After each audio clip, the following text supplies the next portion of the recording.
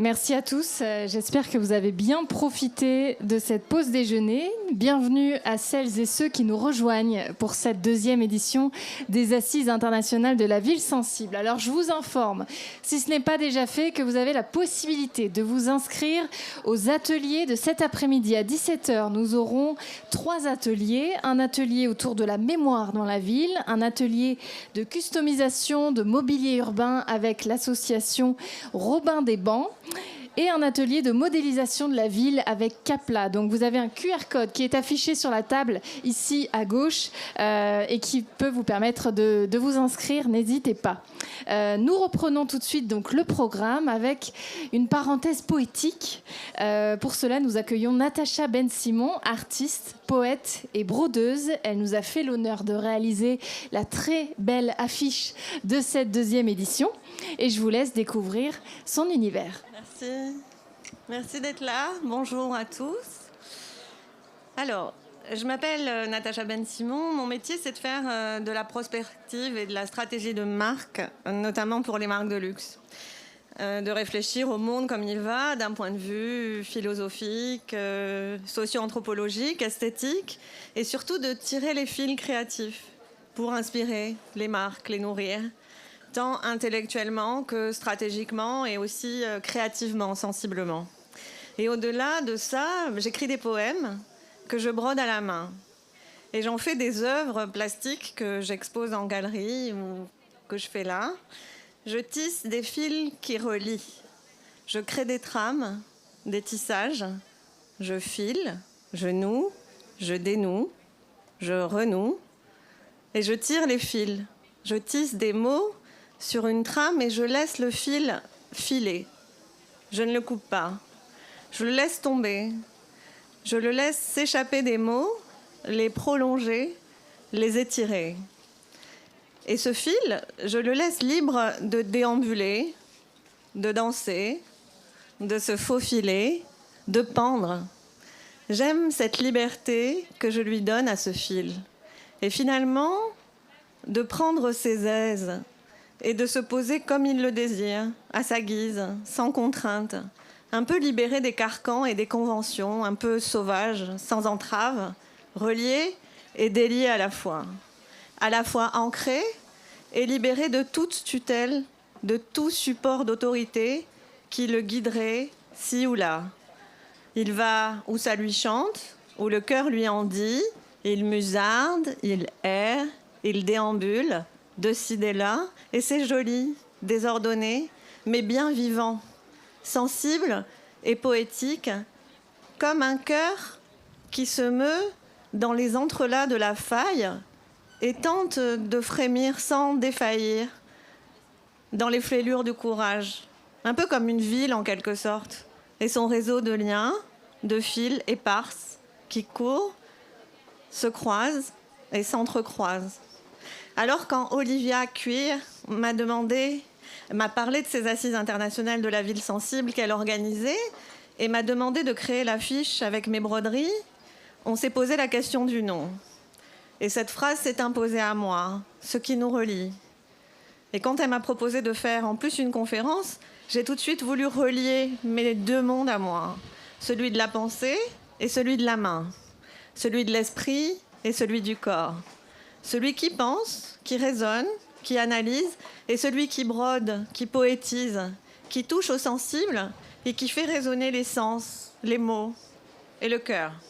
Et j'ai voulu vous parler de la ville sensible comme d'un tissage, d'une trame, d'un tissu vivant, et de filer la métaphore de ces liens, de ces fils souvent invisibles qui relient ou plutôt qui nous relient, de tirer le fil du lien, de la trame, du tissage et de la reliance.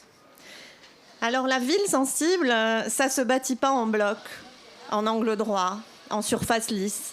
Elle se déploie comme un textile en devenir, un tissage urbain, où chaque rue est un fil, chaque place un nœud, chaque rencontre une maille supplémentaire dans la grande étoffe du vivant.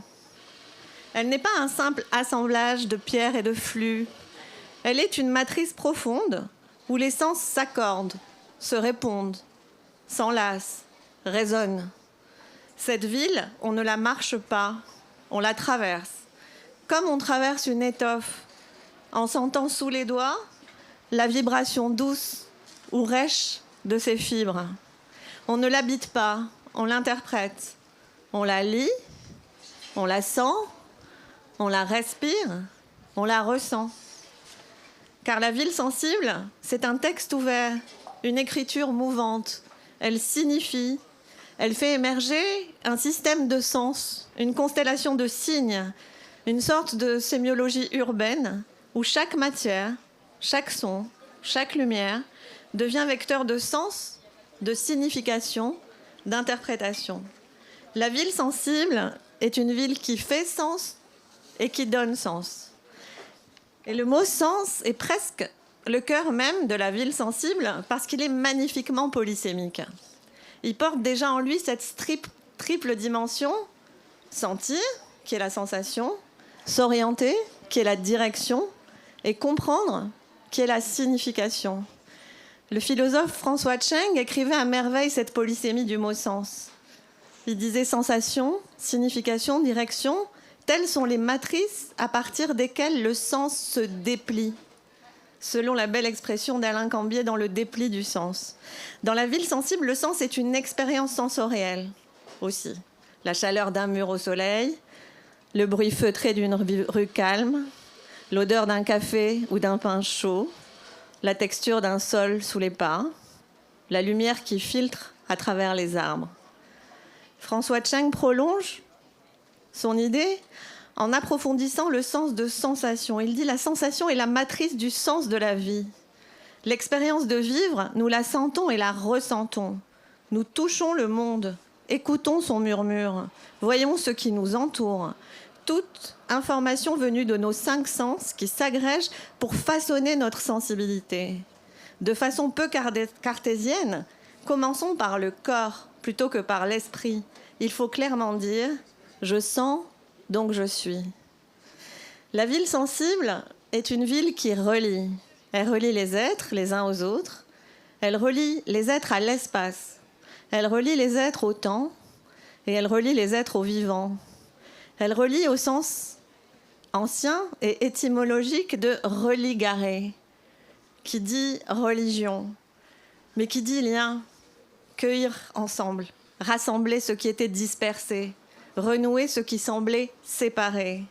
Et j'aime beaucoup cette référence à religare, religuere, parce qu'il y a cette notion de communier, une union un peu spirituelle qui nous parle de se relier à quelque chose de plus grand que soi, qui nous dépasse, d'un peu transcendantal. Il y a quelque chose un peu de solennel et de sacré là-dedans, dans le lien. La ville sensible, c'est un espace de reliance. La reliance, ce n'est pas la simple connexion. Elle est la qualité du lien. Une manière d'être tenu ensemble, d'être reliés profondément, viscéralement, affectivement. Reliance dans le sens aussi de to rely on en anglais, qui veut dire confiance. Dans la ville sensible, le tissu social et le tissu urbain ne sont plus séparés.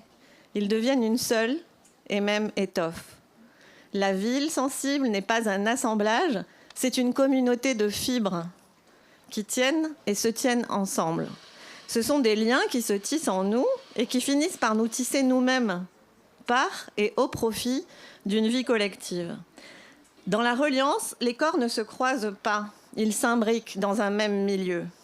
L'entremêlement, c'est le cœur du tissage urbain. Tisser, c'est accepter l'entremêlement. C'est savoir que la beauté naît dans l'intersection, dans la superposition, dans l'interférence fertile. La ville sensible est une trame. Tout en elle est fil. Tout tient à la qualité des liens. La trame urbaine n'est pas seulement structurelle, elle est narrative, relationnelle, symbolique. Elle est la matrice du sens, le soubassement de toute expérience.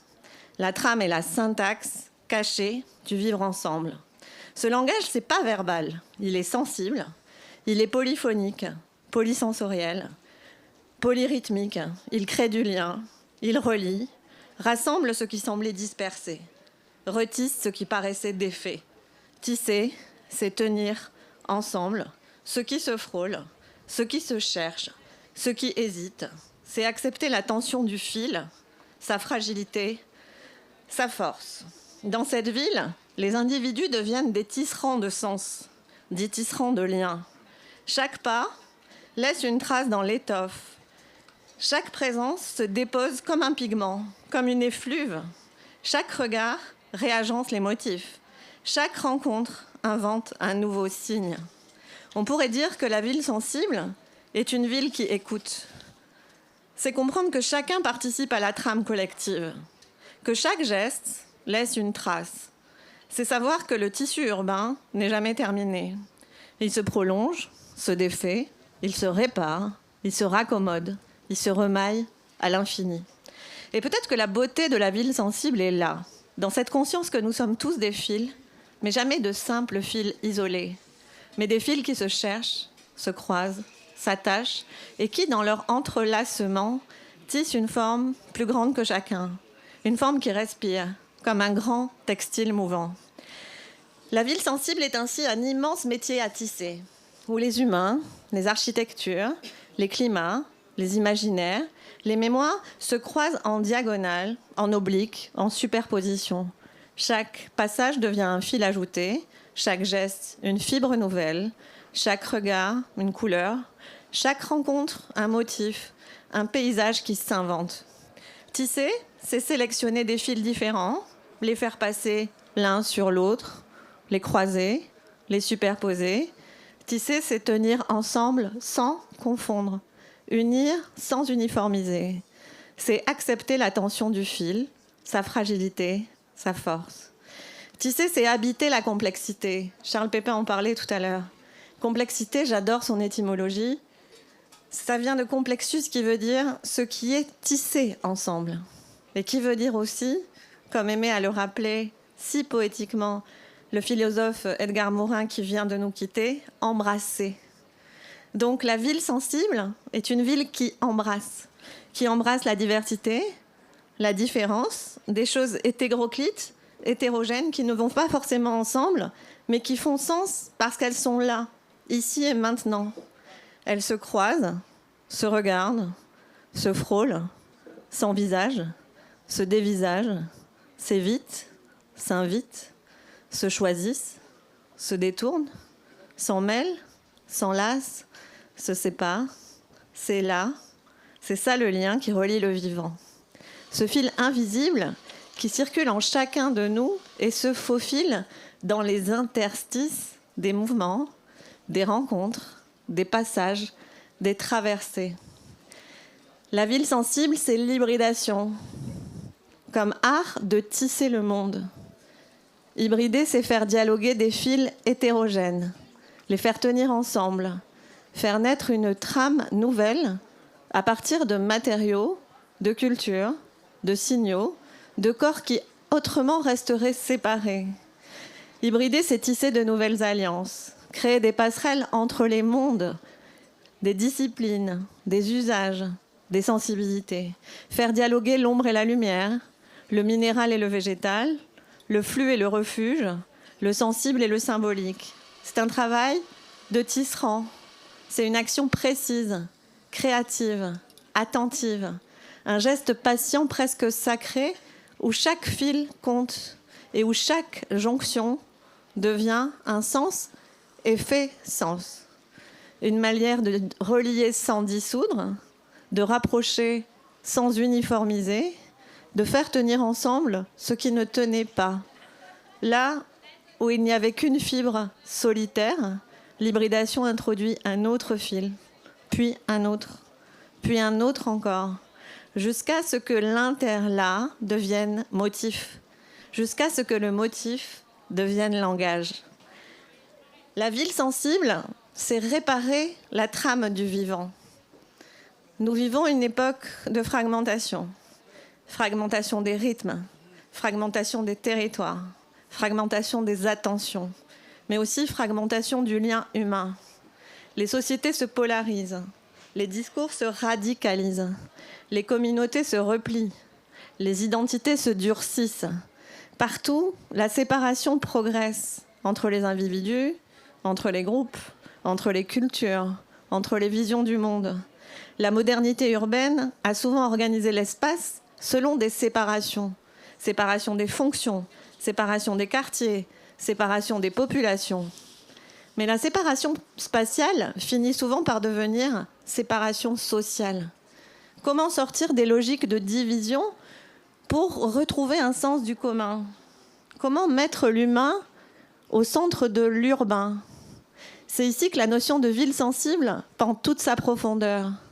La ville sensible travaille à l'inverse de la division, à l'inverse de la séparation et de la coupure. Elle crée des espaces d'interaction, des lieux de rencontre, des zones d'interdépendance. Elle ouvre des passages là où il y avait des frontières. Elle fabrique du commun. Elle fait du collectif. Elle reconnaît que le vivre ensemble n'est jamais donné. Il se construit, il se cultive, il se tisse. Dans ce contexte, une question devient centrale. Comment recréer du lien? Comment réparer le tissu urbain? Et pour finir, je voudrais dire que la ville sensible, pour moi, c'est la ville d'un hyper-humanisme et pas d'un transhumanisme. À l'heure de la virtualisation, de la dépersonnalisation, de la désindividualisation, la ville sensible, elle affirme une autre voie, avec plus de corps, plus de contact, plus de relations, plus de vivants, plus de sensibilité. Et c'est là que la ville sensible prend tout son sens, parce qu'elle rappelle que le lien ne se télécharge pas, que la résonance ne se programme pas, que la reliance ne se simule pas, et qu'il faut des lieux pour se rencontrer, des matières à toucher, des présences à éprouver, des espaces pour tisser du commun. La ville sensible, c'est une ville de l'hyperlien. Elle recrée une trame humaine, une trame sensible, une trame poétique. Mais surtout peut-être, la ville sensible est une ville de la réparation. Réparer la trame qui relie, réparer les liens du vivant, réparer les liens urbains. Urbain avec un H comme humain et comme humus, qui est le retour à la terre et qui a la même racine qu'humilité. Dans un monde fragmenté, accéléré, parfois dur, la ville sensible devient un espace de consolation. Alors peut-être que la vraie question n'est pas quelle ville voulons-nous construire, mais quel monde voulons-nous habiter et quelle humanité voulons-nous cultiver? Et peut-être que la réponse tient en une phrase. La ville sensible est la forme urbaine de notre désir de rester profondément humain. La ville où, malgré tout, et peut-être plus que jamais, nous continuons à faire lien, à faire monde, à faire humanité, par ce qui nous relie et pas par ce qui nous sépare. Pour conclure, je vais revenir sur cette œuvre que j'ai brodée des mots « ce qui nous relie ». Sur ce fil qui court sur cette carte de Lyon, sur ce fil qui relie, qui nous relie. C'est un fil rouge, c'est le fil de la vie, le fil du cœur. C'est l'anima. L'anima, c'est l'énergie de vie et de création du féminin. Ce suc vital qui coule en nous et qui forme et relie chaque parcelle de l'être, chaque étincelle de mots, chaque trame d'idées qui chemine en nous pendant cette belle journée à Sensité. Alors ce fil, moi, je ne cesse de le tirer pour tisser des liens encore et encore avec les gens, pour créer de nouvelles relations, de nouvelles collaborations créatives, de nouveaux liens affectifs, pour tisser de nouvelles histoires, de nouvelles rencontres. Ce fil, aujourd'hui, je vous le tends pour que vous le tiriez avec moi, avec nous. Et aujourd'hui, avec vous, je suis une passeuse de fil, une passeuse de mots, une passeuse de sens, une passeuse de sensibilité, une passeuse de poésie, mais aussi d'humanité, un peu, d'espoir, beaucoup, j'espère. Merci beaucoup.